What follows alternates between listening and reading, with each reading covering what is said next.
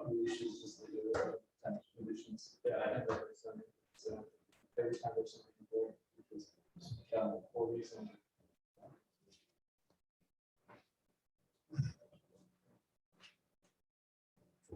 Okay, great. Still 1 minute and then.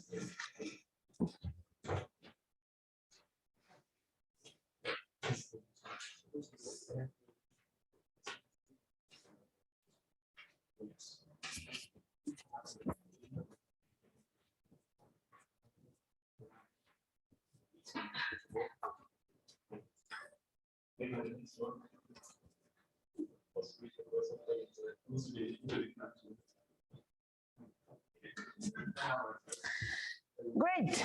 Good morning. Let's start. I can close the door.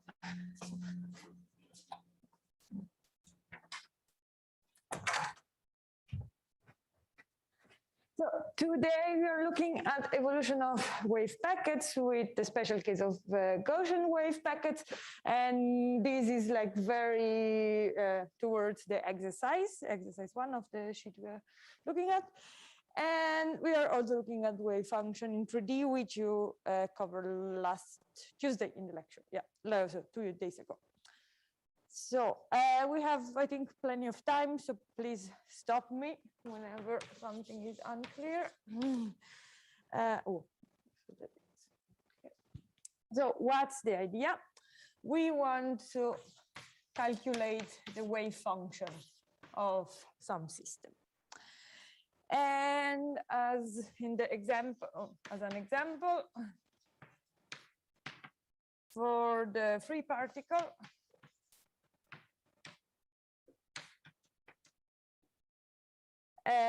we want to solve the Schrödinger equation, because we want to know that Schrödinger equation gives us all of the information about the quantum mechanics of a system. And we have that the Schrödinger equation simplifies or reduces to, depending how you can tell, second derivative, time derivative of our wave function. Yeah, maybe also here wave function as a also time evolution of it. We want to know how to time evolve it, which is exactly evolution of wave packets, what we are covering today. What's the problem here? We have on the left side derivative per spatial coordinate, and on the right side a time coordinate. So this is almost like impossible to solve, or very difficult. It depends a little bit, but you cannot find a very great solution directly by computing it. It's not a separation of variables. Maybe if you saw it in analysis or in a mathematical course, if you have something which depends on x on the left and on time on the right, you can, and it's a derivative, like a partial differential equation, you can solve them separately. But here, this variable depends on x and t, and here we have a x derivative, and here we have a time derivative. Yes? So the one is, you have h, so this is really the very general one. For a mechanical state, this is the time derivative and this is the Hamiltonian. And then here the idea is that this psi of x, for example, x, or not for example, but this is the definition. So here you can put an x here and an x here. And then, so this becomes, this you saw in the lecture, this becomes d divided by dt of psi of x. And here the Hamiltonian is then comes, for a free particle, you have p square, which is the momentum operator.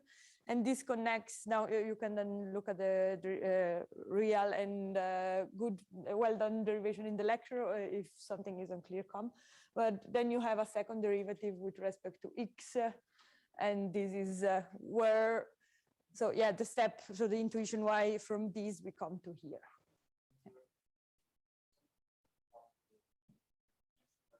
Exactly, yeah, so free particle h is p square divided by 2 mu. Sorry? Yeah. Exactly, yeah. Yeah, okay, but free particles means there is no Vx. Yeah, with Vx, then it's still even more complicated. But just to say, Vx, oh, this depends on the problem, because this is a potential of what you have. So for example, if you, like if we would be here, Vx is the gravitation force. Then in quantum mechanics, they don't really feel the gravitation force. But for example, one could be the force will makes particles fall down. Another one could be an interaction between the particles. So if they repel or attract each other, then you have this Vx. And this makes the situation even more complicated. This is just to see that in the easiest case you can imagine of, already this you cannot solve. And that's why we are looking at the next step, how to deal with it. Is that?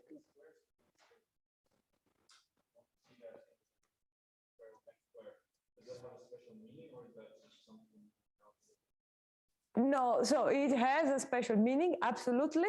How do we can, now I don't, because it's a bit everything, so you define this and then you get this, or you define this and you get this. You can see that if you define this operator and then you calculate the expectation values, this you also did in the lecture, you find that x, so the expectation value of x is x0 plus p times t divided by m, where this is the, or let's write this for a free particle. And these, so if you, maybe some of you, I know that you haven't had any physics since high school, but p is, velocity is momentum divided by mass in physics. And in physics 1, if you have a free particle with a velocity, you can calculate its position by the initial position plus velocity times time. And then you know where this particle is. So here you can find an interpretation. This is like the classical momentum. But okay, now I know the very first definition of P is if you calculate the Fourier transformation of X. So is this definition you did, I think, last week. You Fourier transform and then you are in the P basis. Great, any other question?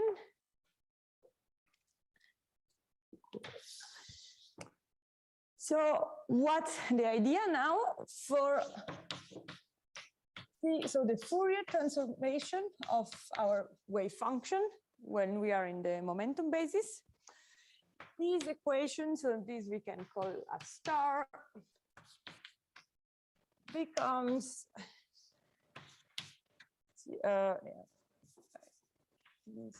divided by 2m mu, sorry, c p t plus e o equal h time derivative of p. So we have this equation in the momentum basis. It becomes this one. Now I'm not deriving it. You did it also in the lecture. What's the good news here? I have only one derivative. The derivative only with respect to one variable. Here, I don't have any derivative with respect to p anymore. So this equation I can solve.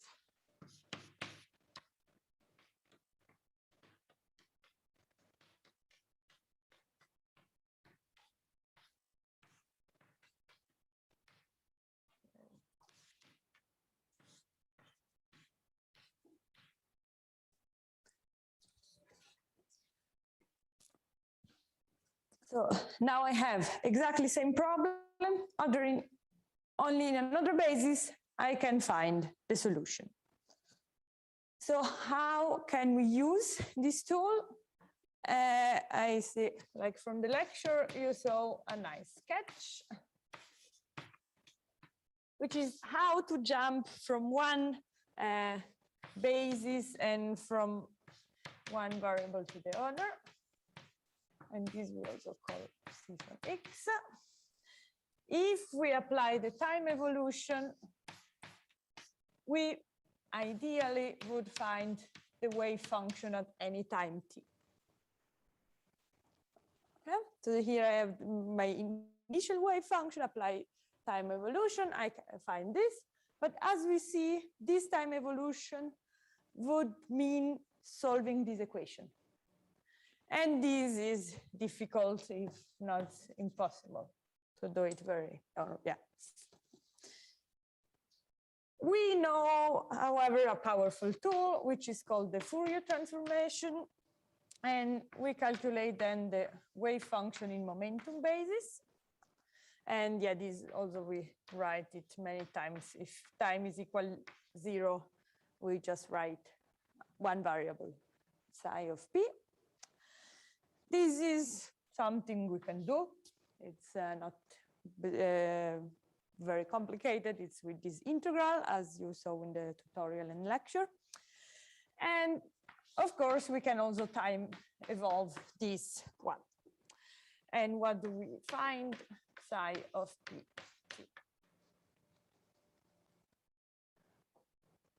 In this case, so for example, in this case here, so let's write it. This is possible.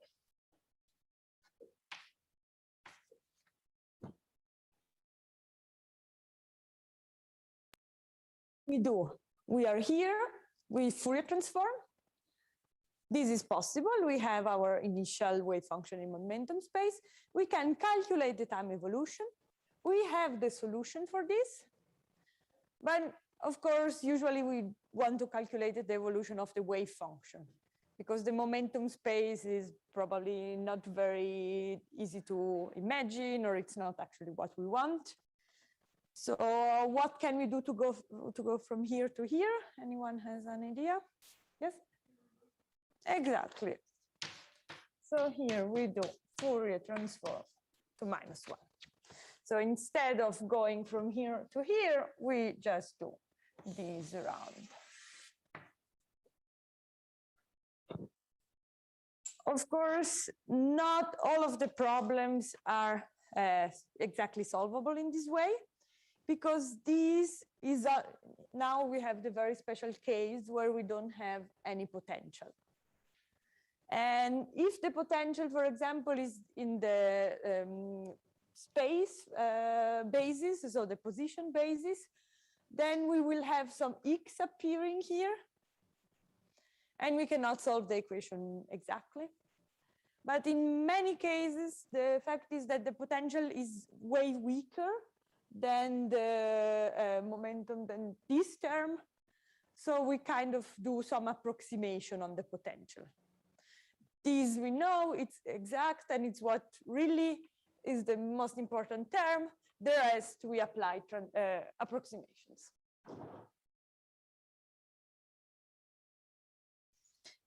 So what's the cooking recipe to calculate the time evolution of a wave function? First, you start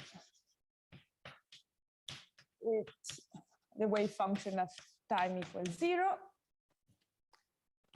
the left upper corner. Then you calculate the Fourier transform, and you go from the position to the momentum space. Afterwards, you time evolve.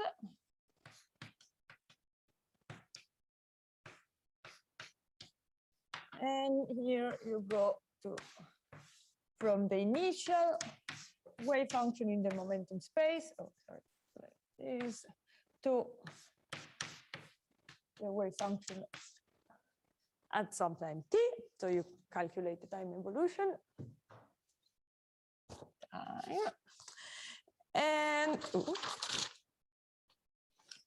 afterwards, you apply the inverse Fourier transform, and you go from your result to what you're looking after.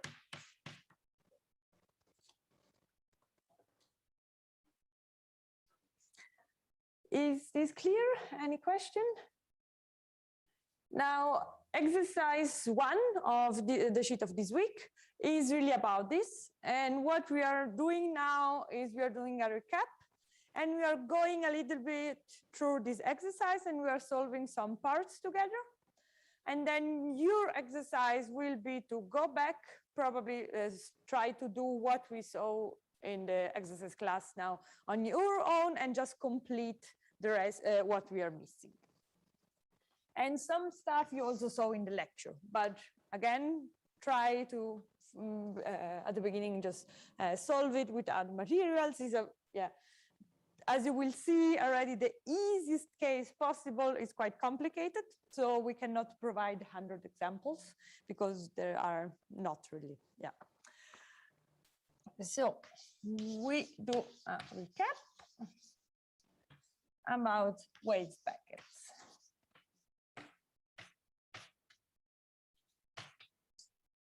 And the idea is, here. Wave packets, and here I can write Gaussian wave packets.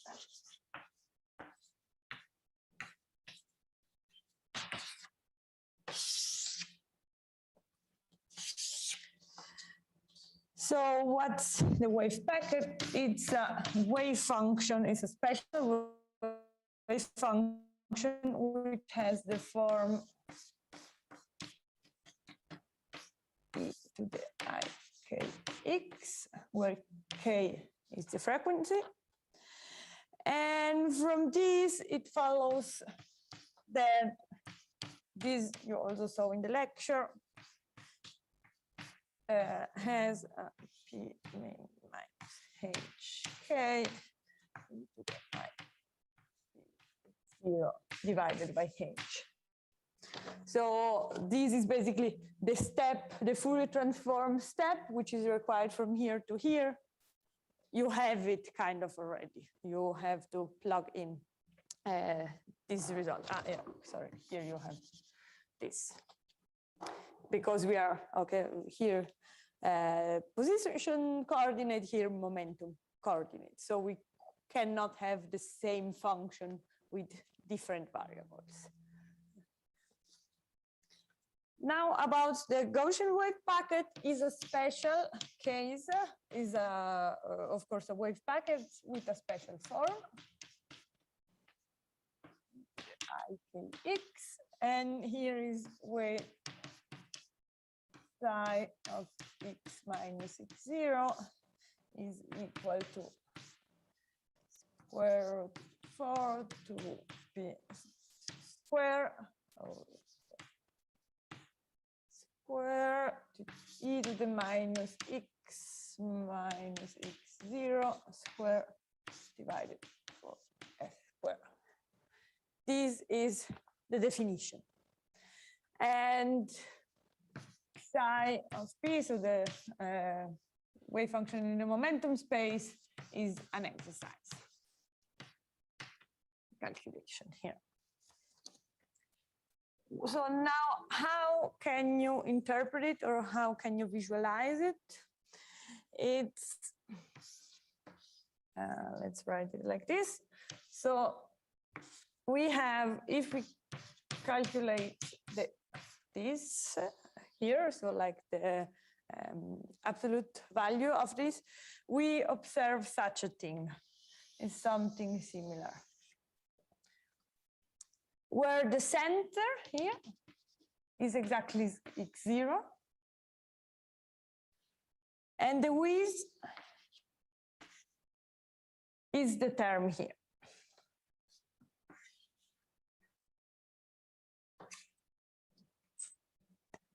Or so we have a distribution, a Gaussian distribution, probably Gaussian distribution you know already, which is peaked around x0. So if you imagine, for example, a particle in quantum mechanics, it doesn't necessarily have one position, but you can see as this is the most probable position. It's the place where the particle most likely is. And if you just go a bit away from this place, the probability just decreases. And if you are very far away, then it's 0. Now, how this term affects this wave function? This is kind of, if you look at it, makes an oscillation in this. Here, if this can be, for example, the real part of the imaginary wave function, and let's write it with blue. Here we will have something like this, which is the imaginary part.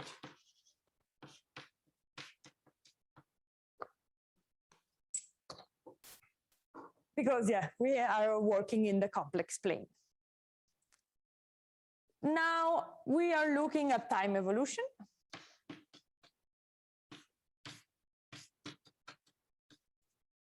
So we know our Gaussian at the beginning is at x0. It has such a shape. Oh, let's write it like this, like this is our Gaussian. And we want to know at t greater than 0 how this wave function behaves. So what's its the shape, and it will be something like this. Yes.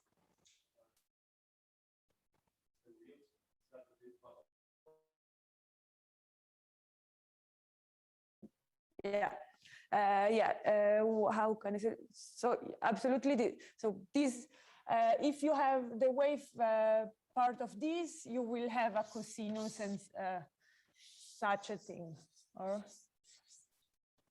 e to the minus x is cos x plus e sin x. So the one would be like this, and this is sin x. Yeah, fine. And what happens here is just damping or quenching the wave function at values which are far away from x0. And then, of course, most of the time you're looking at the probability of a particle to be at x, which is the absolute value. And that's fine. Yes?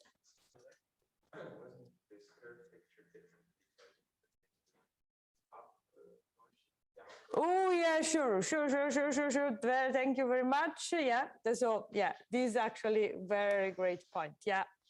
I actually have it on my sheet of paper. Don't ask me why I tell you stupid things.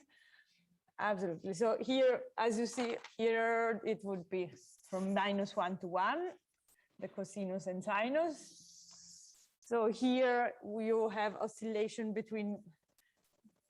So if this is the absolute value of this, here we will have minus psi of x, and it oscillates between the two.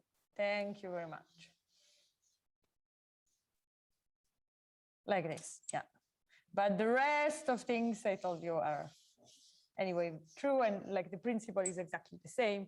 It peaks around my x0, and then it's quenched. Yes?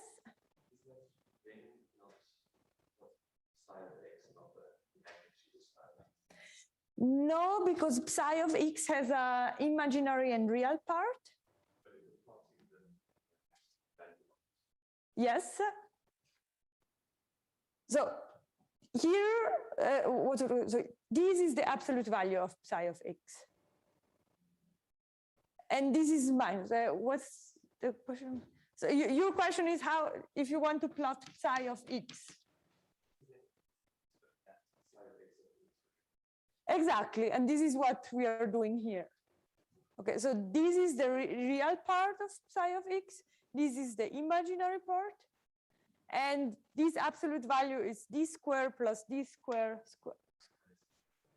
Really? Really? Is it clear? Okay, and then that's why. This is also why usually we always plot this, because our wave function are in the complex plane, and a complex number you cannot really plot in 2D. Yes? Absolutely, this is something I just wrote before to tell us. Yeah, this axis is x. This is something I wrote to to make the discussion about the psi of x. Yeah. So yeah, what we are looking at is then how does this wave function behave at later point.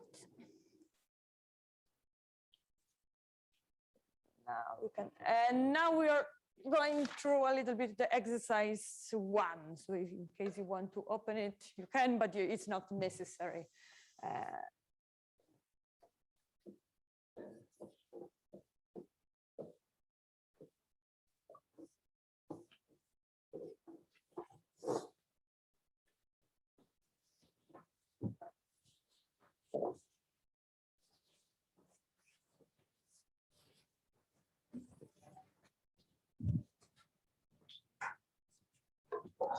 Yes. Is it magnitude of psi x or is it magnitude of psi squared? Okay, so it doesn't make much difference, but this is of square or no, this is psi x there plus psi x square. Yes, yeah. So yeah, if you plot these curves inside, this is psi x squared. Thank you. Here, this we can take at psi x and psi x as well.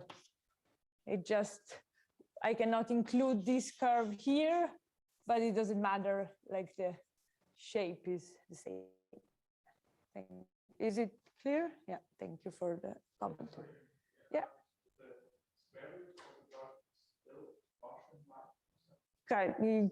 Kind of, yeah, like the shape is it absolutely? Yeah, sure, because it's e to the something or, and if we take the square, then it will be divided by 2. Yeah, it is, yeah. Is it clear?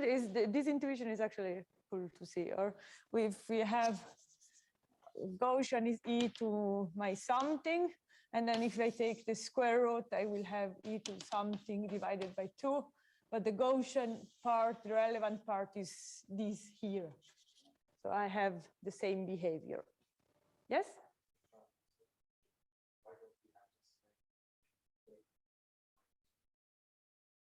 This is, yeah, here we have the say, I just draw it very badly, but I mean, here, this is exactly the same, or? Yeah, exactly. This is what we are calculating. You see, so these will be a Gaussian, and this is what we calculate. So this is to have the real and imaginary part and see where they are enclosed. But now we look only at the wave function. So we look only, this is a positive value. But if I would like to calculate this, then I also have this.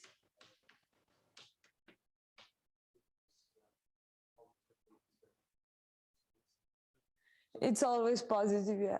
Because this is so psi of x square is the real part square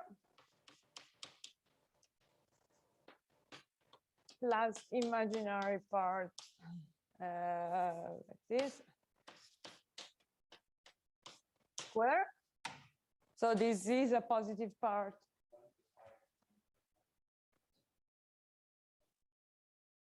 Seriously? So the y-axis you plot so that Yeah. you plot the magnitude in square, and why do we have negative values on the left? Because we go down. That's negative. Roll the. So you see this or Yeah, exactly. So why do we have negative values? so okay, so this is the real part, and the real part can be negative. No, was it, sorry, I don't understand. No, it's fine. No. But I.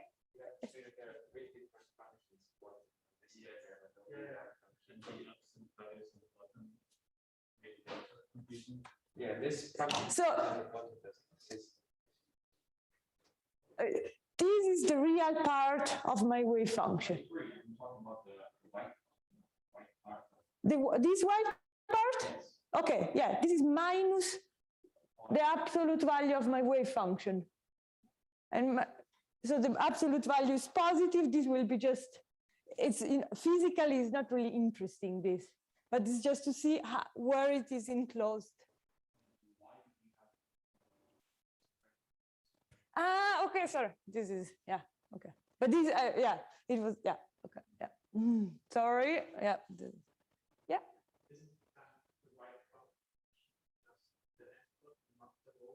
The whole function is the blue and the yellow part, right? White function is the yeah, but e to the ikx, this is always 1. So absolutely, yeah, this, when we calculate the absolute value of this function, this will be 1. So we only have to calculate it of the envelope. And that's why it doesn't matter, yeah. And yeah, we always usually write it like this, yeah. Any other question?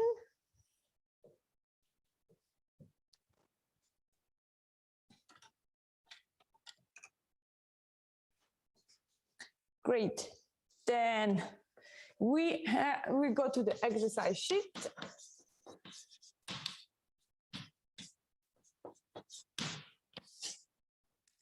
So we have this Gaussian bracket, and we want to calculate exactly this psi of x and t. Here I can add yeah, time variables so that it makes clear. So in our case, we go through 1, 2, 3, 4, as we saw in the lecture and now discussed. And we have, in this case, this is given. So the wave function at time 0 is given. And therefore, we want to go to 2, apply the Fourier transformation.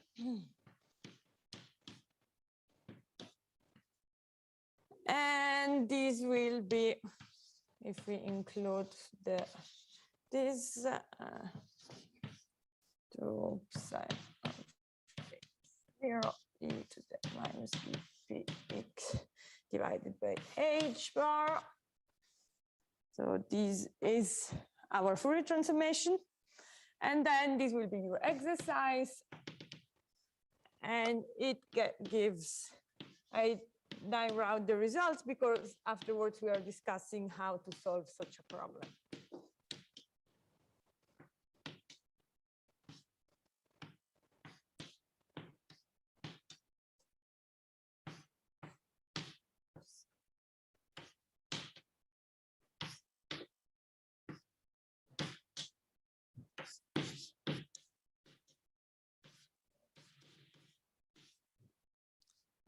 H bar.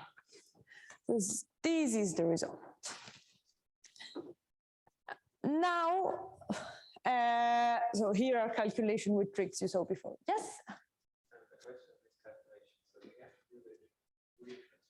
Yeah. Because if we in the X basis, we get a wave equation similar get an unsolvable wave equation. Yeah, And on a P basis, it would be also a wave equation with a solvable one. exactly. Yeah. And why that the P basis making the wave equation solvable? Yeah, this is a bit in the idea we saw before, that we had on one hand, so basic space basis. We had now the coefficient you can solve with what we just wrote. So something equal C of xt. Okay, and in momentum you get p squared c of p.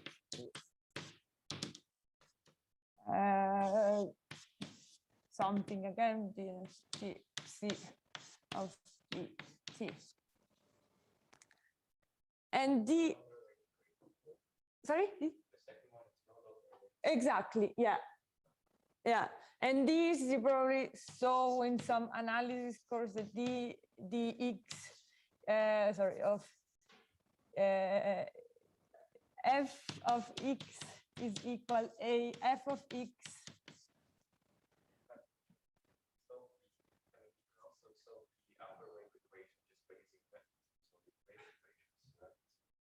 Yeah, but then they are numerically and they are approximations.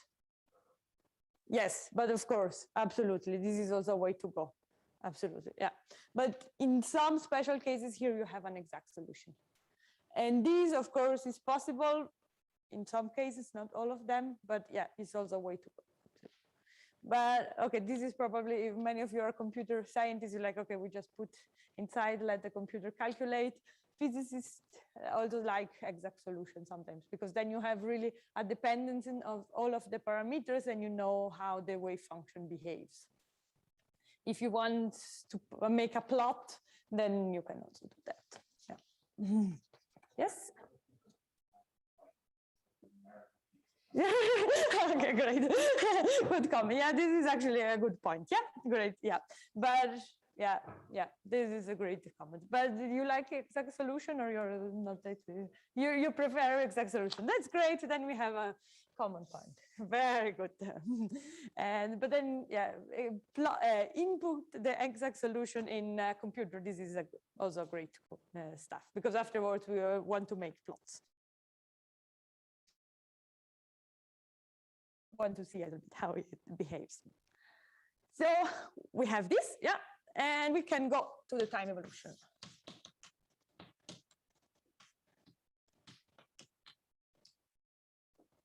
And so the idea is we have u of t, which is this we calculated, I think, 2 weeks ago in the tutorial. No, it was actually already 3. Oh, man. 3 weeks ago in the tutorial, we saw that this is the Hamiltonian. And 4 weeks ago, we saw how to write a matrix exponential. It's minus et divided by 2 mu h. I forgot to write that this is for the free particle. So free particle, because it's the exercise free particle. Hamiltonian, this is what's asked in the exercise sheet.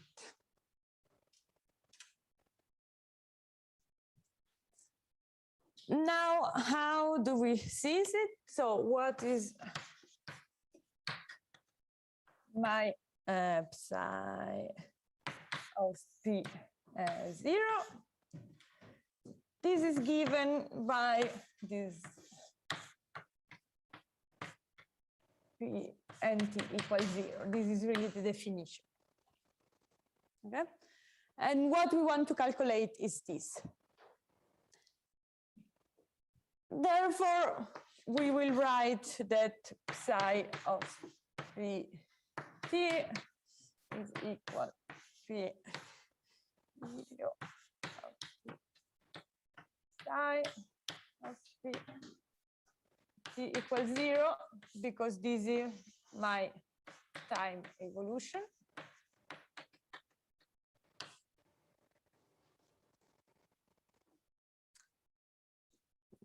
And from this follows, so we can now input this here, here.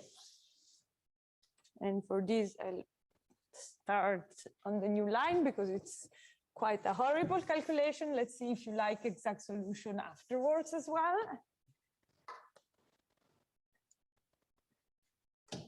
And bear in mind, this is like the free particle Hamiltonian. So like it's the simplest case possible.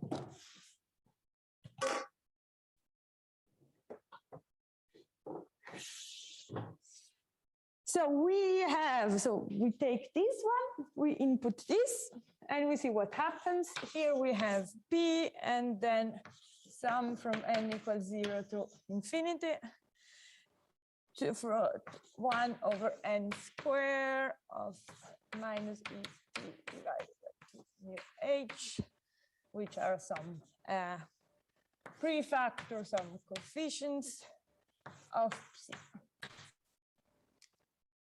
Now, does anyone have an idea how can we go onward with what's the trick we can use here? I can rewrite it in the meantime and rewrite it, the coefficients in front.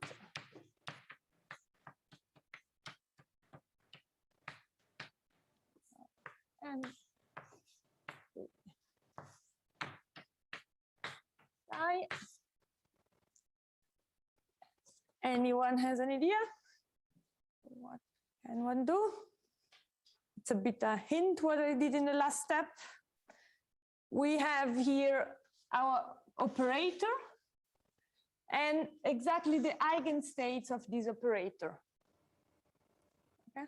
So we don't know how these, just if you apply this on this, we don't know what happens or what's the exact result, but we know that this is exactly p square, so the momentum variable p.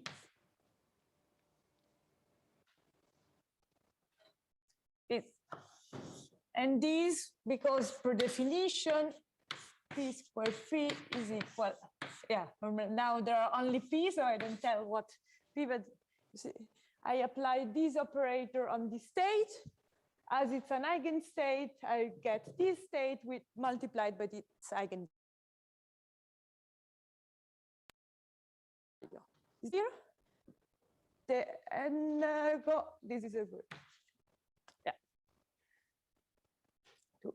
So this, it comes exactly from this. Yeah.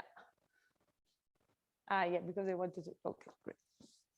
So this is exactly the place why we are able to find out exact solution, because of this characteristic.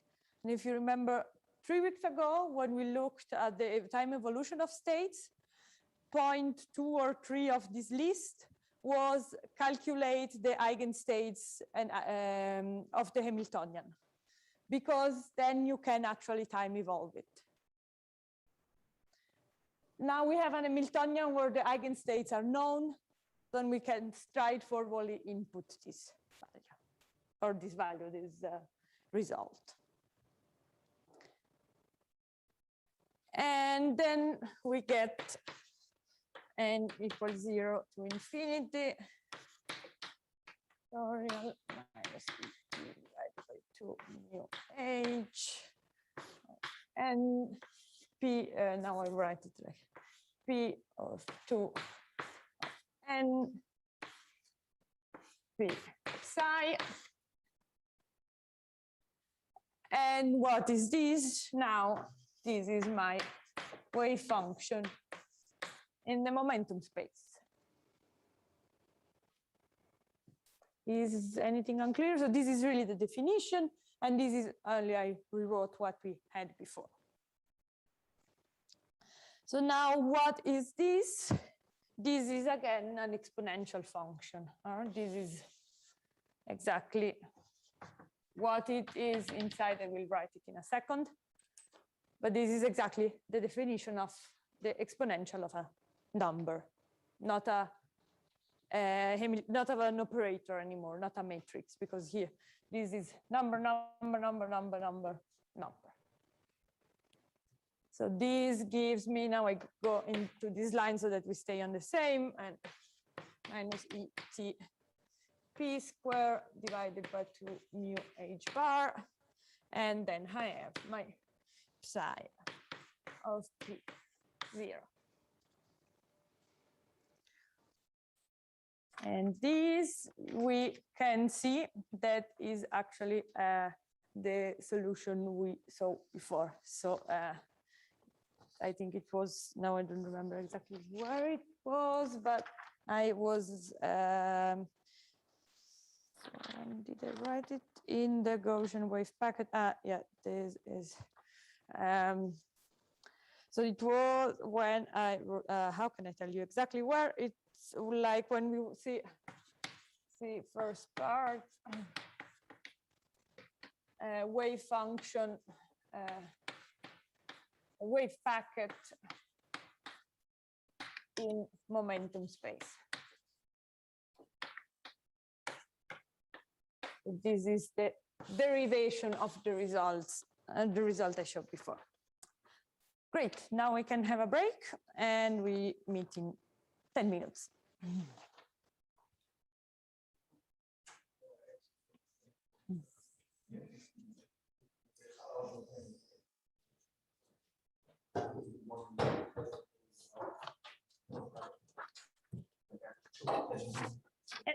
So, I just wanted to clarify about that plot. yeah.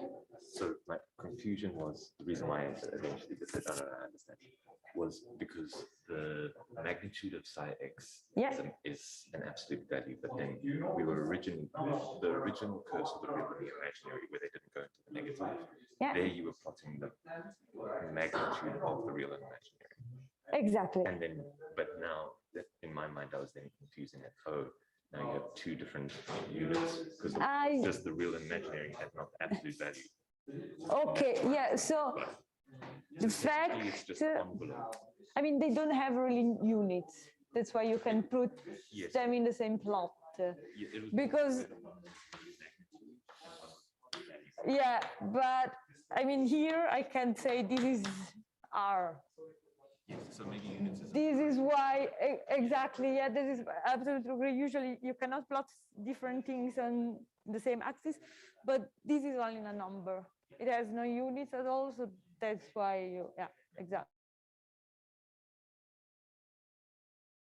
Yeah, as well, the square isn't true if we plot the real and imaginary together. Then we'd have to either square the one or not square the other. Yeah, yeah, exactly. Yeah. Of course, you can also plot psi of x on the same axis. Yes. You cannot plot the square of real, or you can, but it doesn't make any sense to plot the square of real and imaginary part. Yeah. The effect is, of course, here we are basically interested on the square of this.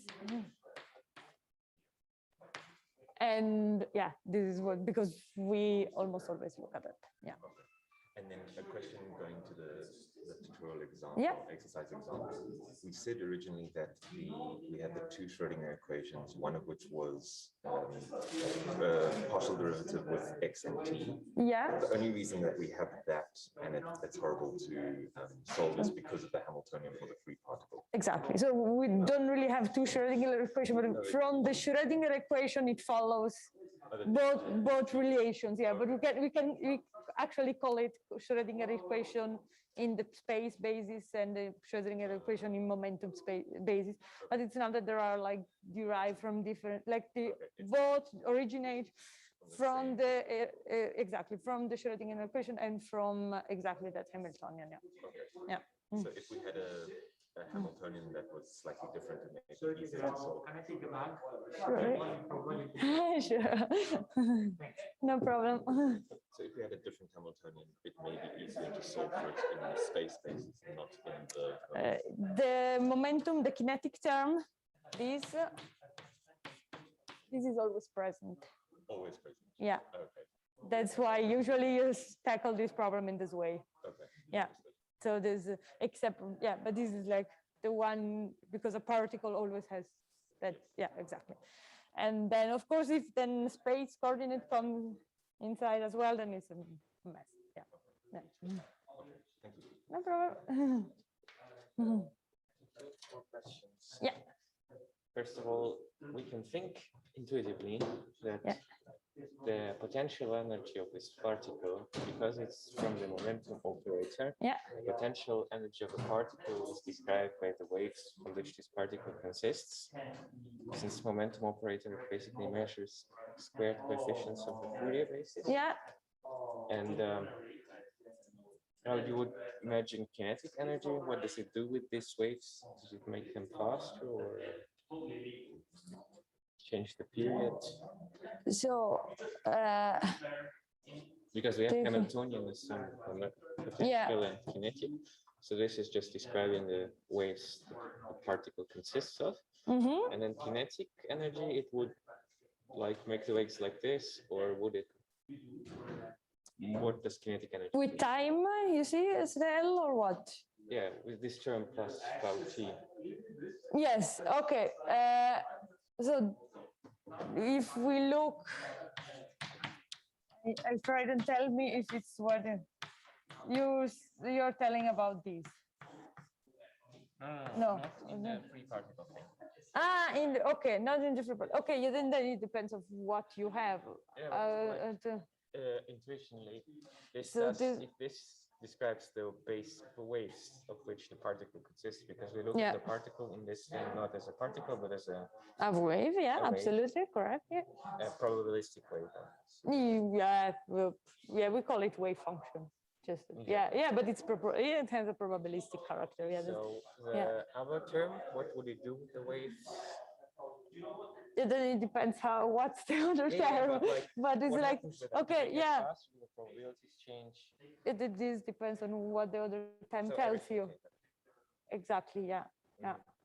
Because it can be that for example, if you have v of x is equal a times how can you go x minus x0. Let's now try because I like multi-particle is easier than this. So this, yeah, and let's tell that a is greater 0. This means if you imagine the Hamiltonian, we find the lowest energy state, or we want to minimize the energy, the ground state. The particle is, yeah. So this is something positive. Therefore, the particle wants to go the closest to 0 possible. Yes. So if it's there, it could be that it stops. And then Because the particle also, okay. Exactly. So we could try to get the waves to the x0. If we have a greater than 0, then this term is negative. So here, so this is positive. So the greater, the farther away it is, the less So the it would energy. somehow like oscillate until it comes to the state. This is, yeah, probably, yeah, exactly. I would say like, but then the state is minus infinite, probably, yeah. Yeah, so in time. Exactly, yeah. And the second question is, so we have this particle wave duality here, Yes.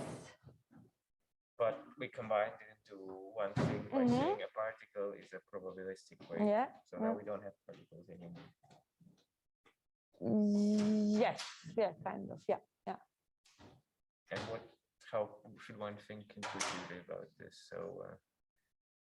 So this wave function tells me, you know that you have a particle, but this particle is not well defined. So it tells you how it's spread in the space, for example. And it's spread with waves. By these, exactly. If we think of it in Because momentum. exactly, maybe if you think about physics in school, you have a particle here, here, here. I cannot draw it, or let's keep it in a line, because then one this. I have it here, then it's here, then it's here. Now I don't know exactly. Then now I would say this is spread between here and here, and this and this, and that's exactly. And this means my particle in this line is spread between this and this. That's the way we can imagine, I would say. And Or this were you model looking works for all physical experiments that we do? Yeah, almost. Yeah. Mhm. This So we quantum don't mechanics have is to switch built. between models for a particle or wave. We just have No. this model and it So in a particular energy regime, if you include gravity, then it doesn't work anymore. So this is another research of topic. Yeah, the topic of research, and then there are also a lot of topic of research trying to unify the two. So this is a But unification of particle and wave with, duality yeah, for the non-wave. exactly. Yeah. But there is basically no other physical theory which is successful as quantum mechanics. So maybe sometimes if they find a counterexample, they say, okay, the theory might be wrong. What should we correct? If in quantum mechanics something doesn't work, then it's 100% almost. There is a problem there. And you have a question to Yeah. thing. So we have Dirac delta function. Yeah. That means that for continuance case, the product of the stream wave itself, yes, Yeah. is not one. It is Yeah, actually it plus is. infinity. No. The definition of rho.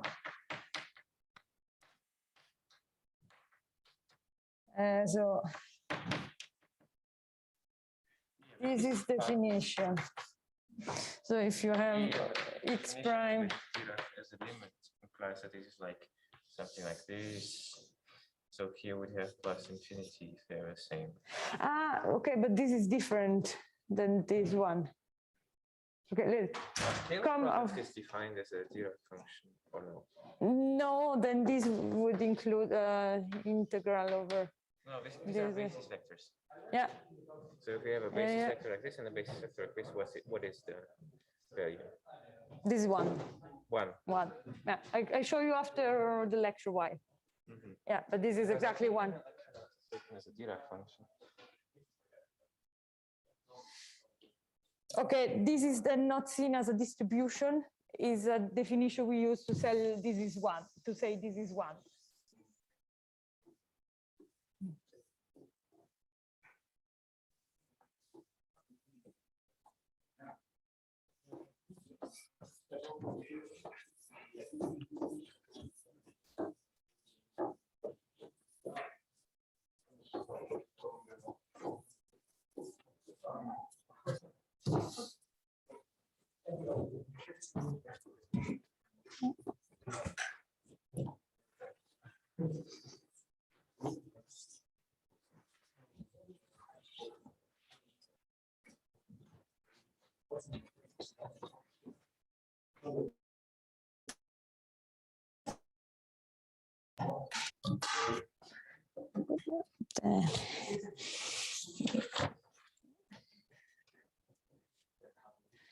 Right. Then let's move to point 4, which is the inverse Fourier transform of this wave function. So we have we calculated, okay, now I deleted it, but we calculated the time evolution of the momentum wave function. And then per definition, if I calculate the inverse Fourier transform, I have C of t e to the I px divided by h bar dp. And this gives me then h square if I input what we have found out, p squared divided by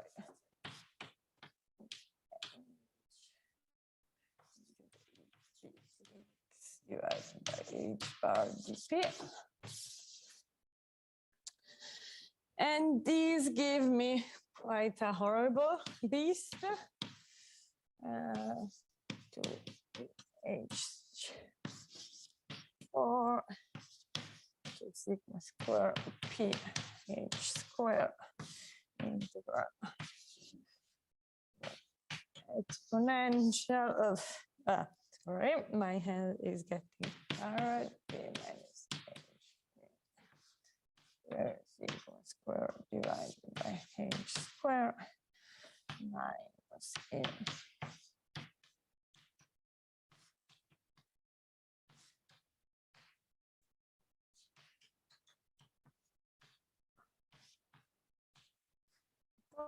now we're plus EPX divided by H.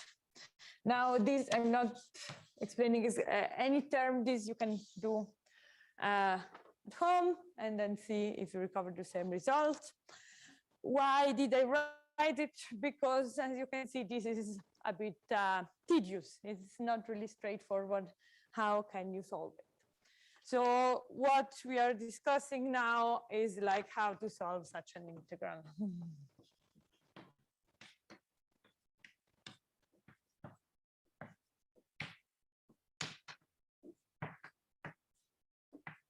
And there are some, substitution tricks, which you probably saw already as well in the lecture, as well as in some mathematics course. So the one is substitution.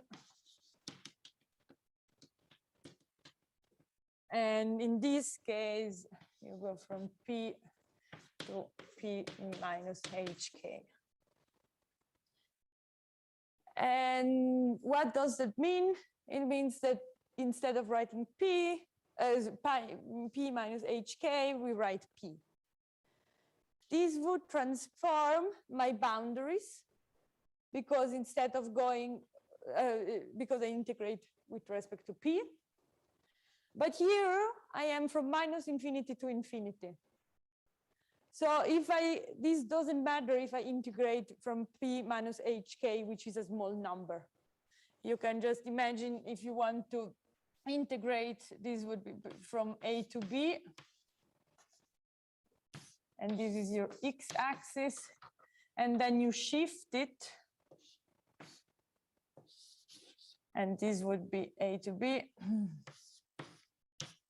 Then you would go to A plus x to B plus delta x. That's right, that's x. But if you are from minus infinity to infinity, this doesn't make any difference.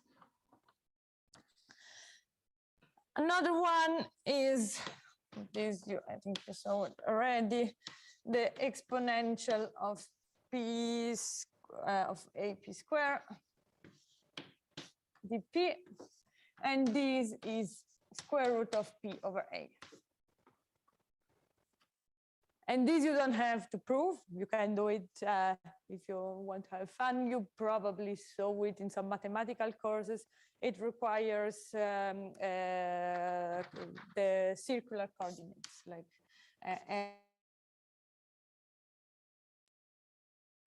and phi. Also, very important to point out, this is not an exercise which come in the exam. We are not proving your calculation abilities and substitution and stuff like that. It's good to see once. I would suggest you to do it, but if you are not into it, plug it into some Wolfram Alpha or other computational language, and it's also fine. It just shows how much effort you should actually put for the thing, but at least look at the different terms and just see a little bit how to play around it. And then as a hint, so aim for our exponential from some A times P minus B square plus something. And then, and think how to solve it.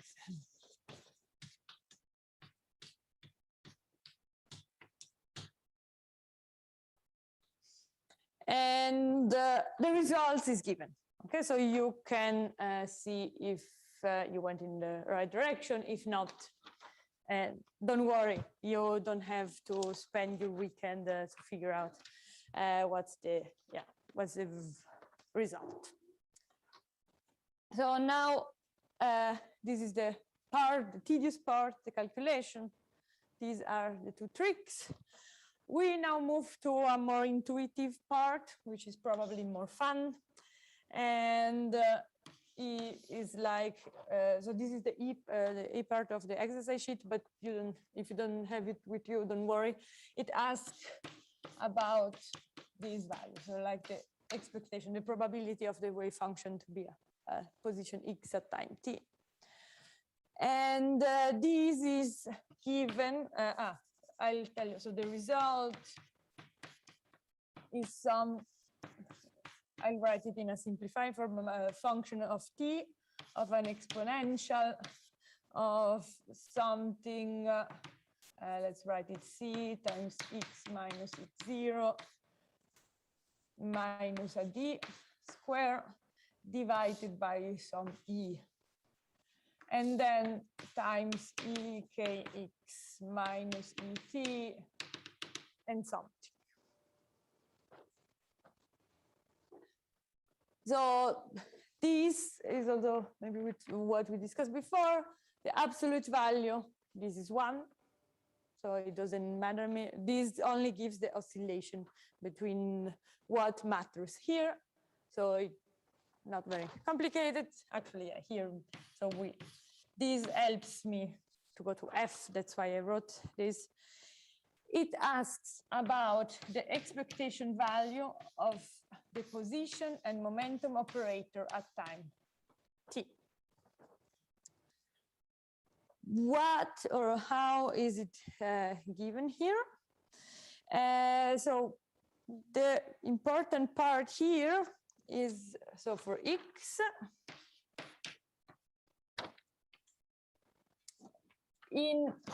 at t equals 0, I have an exponential for something times x minus x0 squared,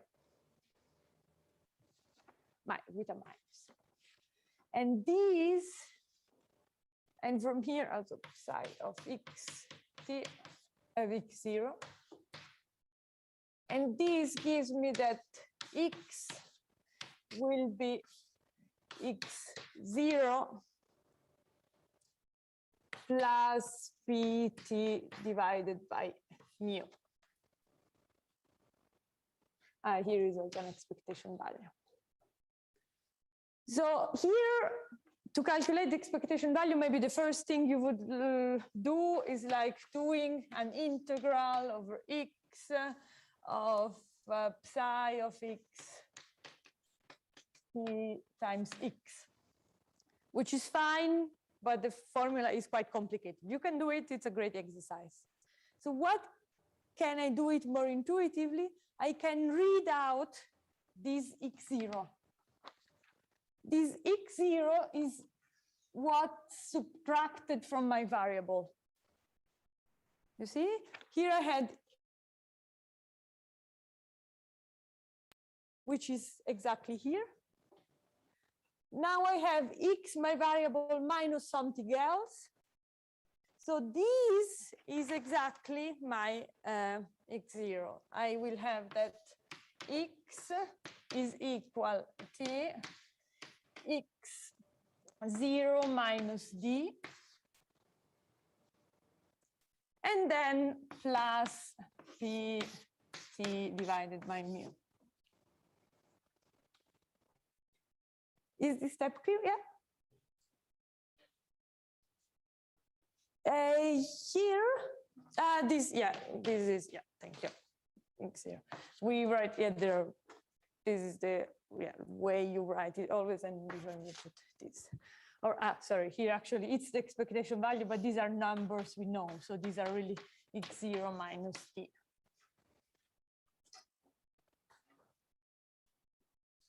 And then right here I actually put the t divided by h k square divided t k square divided by h divided by 2. Then I have a free particle, so kx, yeah. Then I have a free particle.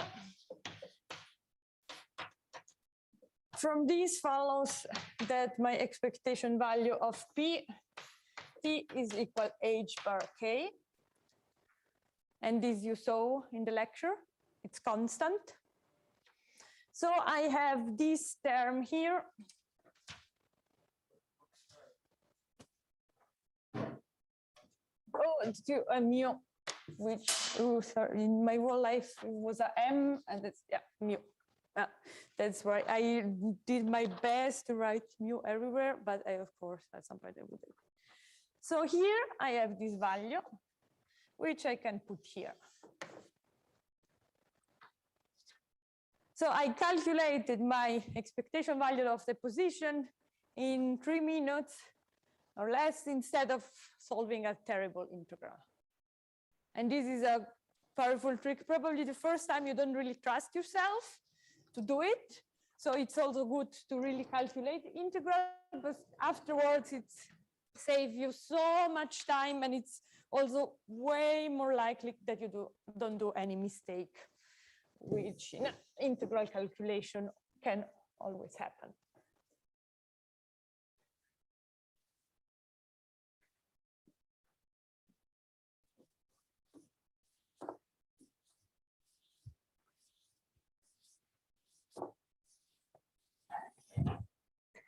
Now we come to the spreading of the wave function, because we wanted to see how does the absolute value of my wave function looks like at some time, at some later time. So I had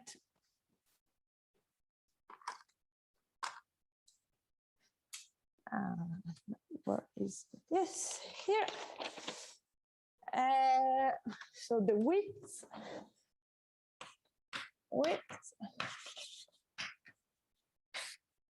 Before we saw that it's if you have exponential of x minus x0 divided by something, this is x0, and this something gives you information about how much it spreads. So now what do? I have my E, or in the wave function above my result, I call it E, or C divided by E, what's there. So I see that the spread of wave function, this is given then by my C divided by E, or like gives indication about it. Therefore, we have both information for telling how does my wave function look like at time t. You know, it's 0, it's 0, and then it's something like this. At time t greater than 0, I have this will be my x0 minus d, which is something you calculate in the exercise sheet. And it has a spread which is related to C divided by E. And now I'll tell you the behavior which comes is that it's more spread out.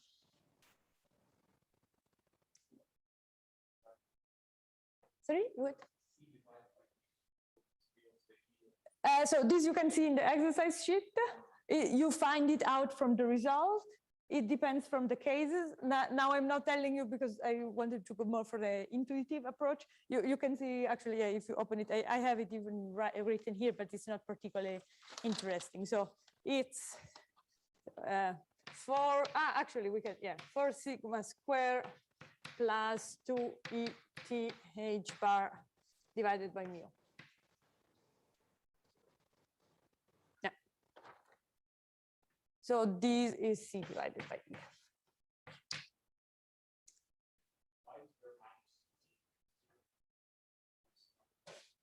So what do x0 minus d y minus y minus d here. This is, so the wave function, I can write it actually. So we find that psi from xt is now some coefficient exponential of minus x minus x0 minus h bar kt divided by mu square divided by 4 sigma square plus 2 ETH bar divided by mu. So this is my D.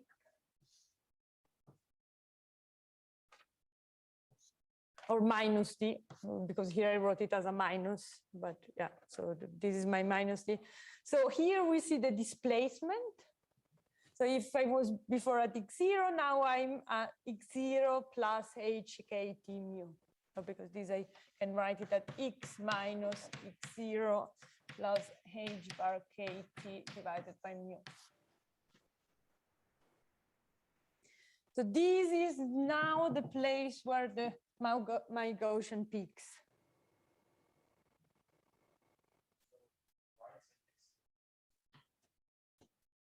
Yes, yeah, okay, K can be positive and negative. That's why this you cannot know. The position depends on, yeah. But what we can see is that this spreads out because, yeah, so here, this makes them, with time, makes them broader.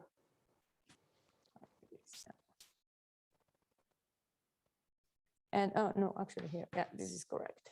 So this is exactly why, because time gets only bigger, why I draw this. And it's a general behavior of a time evolution. The position of the particles gets less and less defined for a free particle.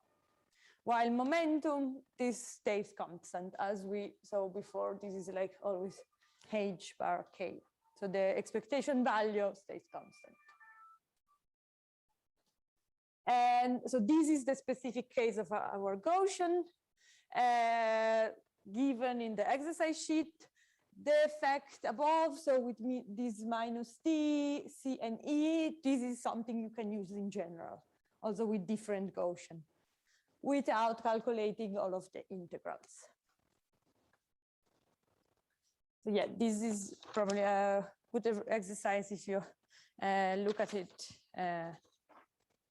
Yeah, if you complete the exercise and see what's clear, what's not, what we saw already, and especially I would say this is really the most important bit, which it won't be like the core of the exam, but is some kind of an intuition which proves you something you understood, like the general behavior of the system, and we don't examine, yeah, we don't examine some exercise because I want to look how you calculate. Any other question? Good. Then I will move to the wave particles in 3D.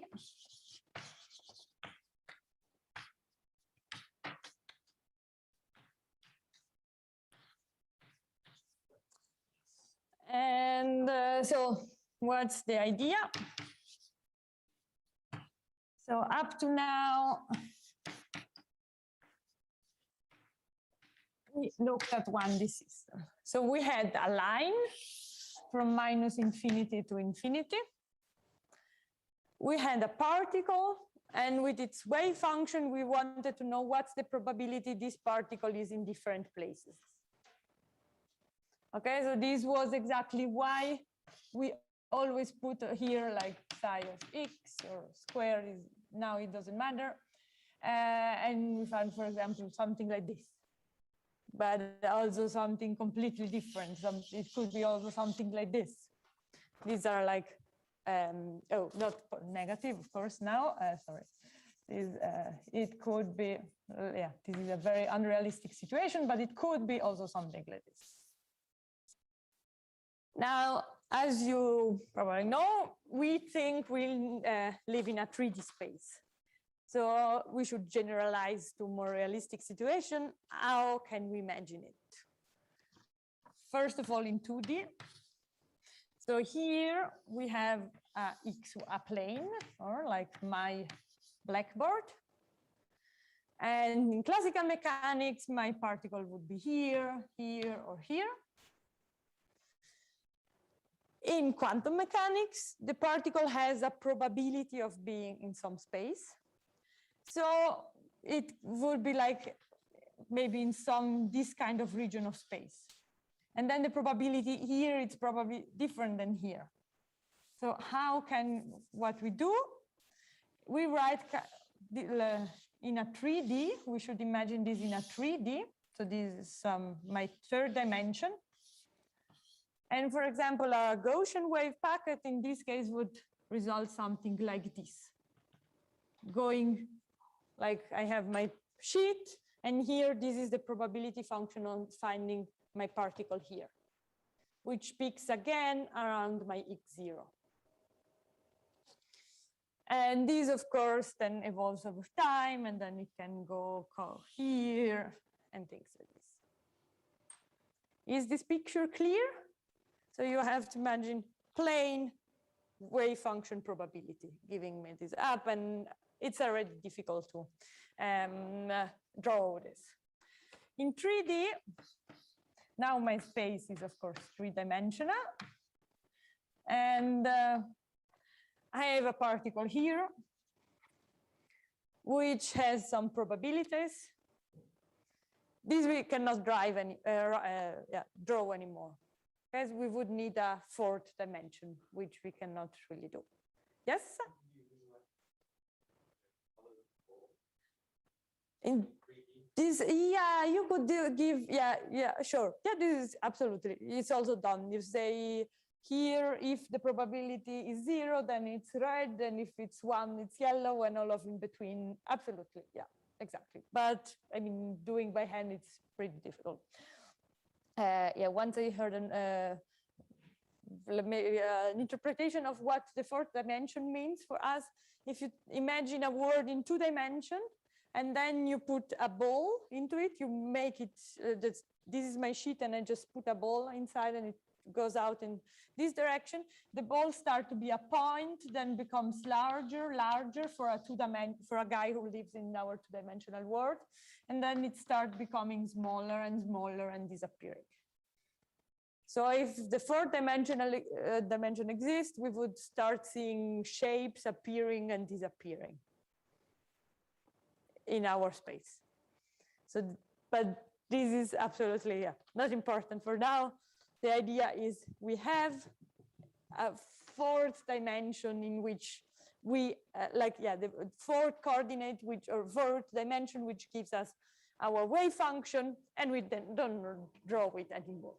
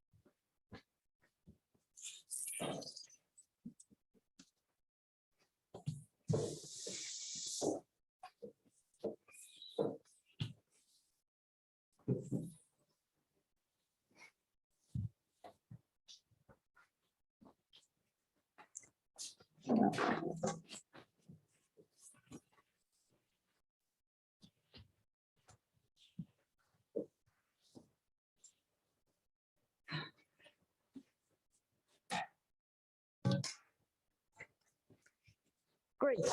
Then we go to what the position and the operator is. So now we go from 1D and 3D.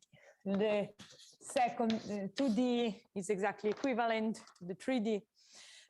So if we have the wave function here, so if we have a state, depends on the coordinate, here we will have 3 coordinates. And this we write it for simplicity with the vector. So the R vector encodes the X, Y, and Z coordinate of my space. The wave function here is given by definition by this. This we saw multiple times. How is it in the 3D space? Actually equivalent, like almost. This is what that comes new into this is that we have a three-dimensional space. So I write it like this. So this is kind of my R basis state. And if you imagine, like if we have a three-dimensional space, we take like the basis for x, y, and z coordinates. So for each of the axes, each of axes. So here we really have like basis state for the x, y, and z coordinate. Tensor product, exactly as we saw before, you can imagine this as a composite system. If we had two qubits, we take the space, the Hilbert space of one, tensor product the other. Now we have multiple coordinates. To calculate the wall space, we take the tensor product of them. Yes? Yeah.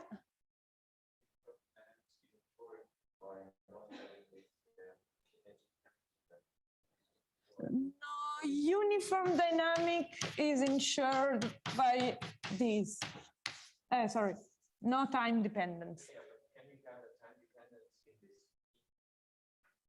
divided by 2? Okay, no, this is an operator, which is not time dependent, p divided by 2 mu.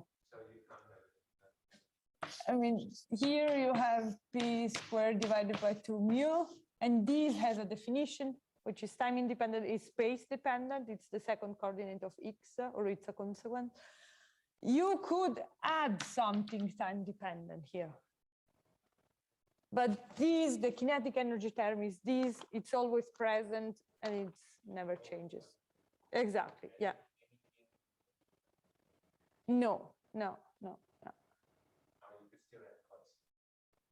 Yeah, exactly, yeah. Yes? Oh, yeah, this is very good. Yeah, thank you. Yeah, this is, so yeah, we define this as epsilon. And that's also why I put brackets here, because this is the whole thing which is multiplied by this. Yeah. Now we had the wave function in the momentum space. Yeah, okay, here we can write it also as a non dependent. Can have this dependent many times, we write it just like this. And here we will have the exact same idea. So for the psi of R, psi of P will be X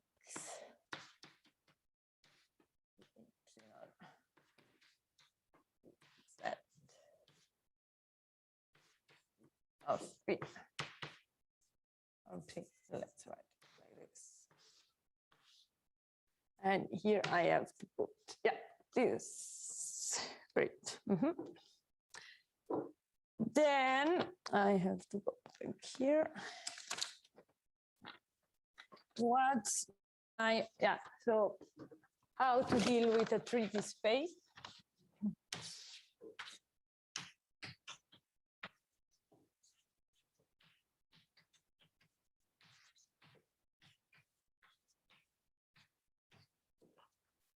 So we have some tricks we saw already, but I'm quickly repeating them.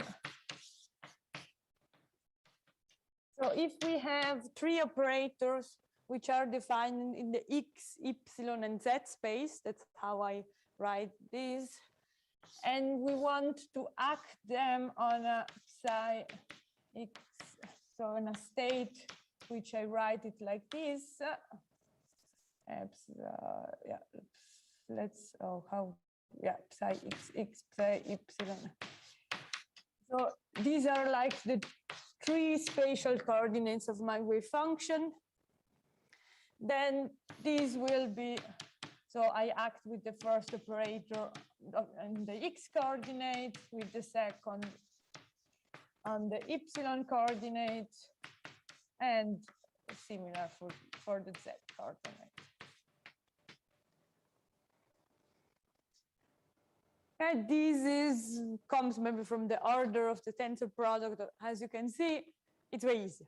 It's nothing very interesting, but it's just don't forget about it. You can really act directly if they are separated. Another trick comes from analysis, which is, and it's absolutely not difficult. Don't be worried if you don't like analysis. Is if we have an integral in multiple dimensions. Now I write it in 3 dimensions, as we are in 3 dimensions, of a multiplication of function with which you can where you can separate the variables. These you can write it as 3 separated integrals. Okay, so these you can solve. It's the multiplication of 3 one-dimensional integrals. Is this part clear? Here the fact is really write it as a multiplication of different variables and then separate it. It's not always possible, but I think, yeah, in all of the cases you have to do for the exercise sheet, it is.